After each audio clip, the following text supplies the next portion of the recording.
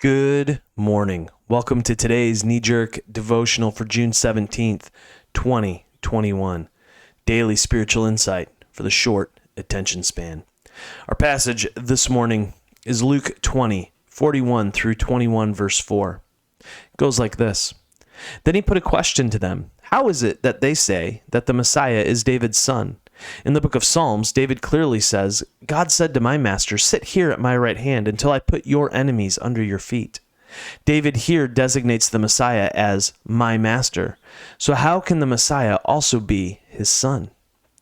With everybody listening, Jesus spoke to his disciples. Watch out for the religion scholars. They love to walk around in academic gowns, preen in the radiance of public flattery, bask in prominent positions, sit at the head table at every church function.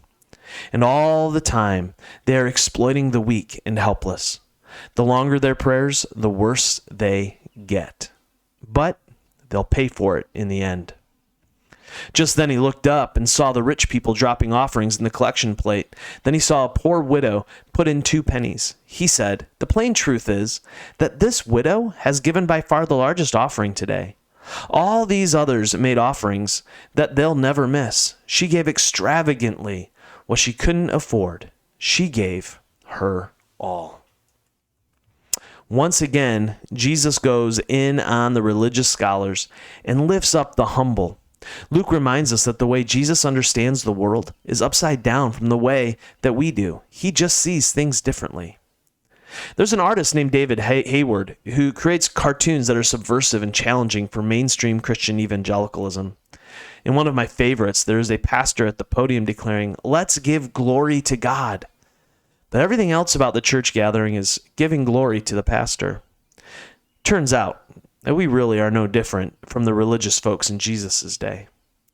The pastor, when they're doing well, get lost. They become nothing more than a mirror to reflect the glory of Christ to the people. When you look in a mirror, you don't think, wow, that's a great mirror. No, you see your reflection. The mirror disappears. The religious elite in our day make a bit too much noise. We are a bit too concerned about our own notoriety and influence, so much so that we miss when we are really doing the work.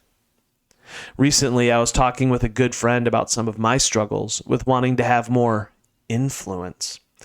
In other words, I wanted to have more people read, share, watch, and engage with the content that I create. He reminded me that what matters are the conversations and the communities that I have been able to help foster. I had lost the plot a bit in my own desire to sit at the head of the table, so to speak.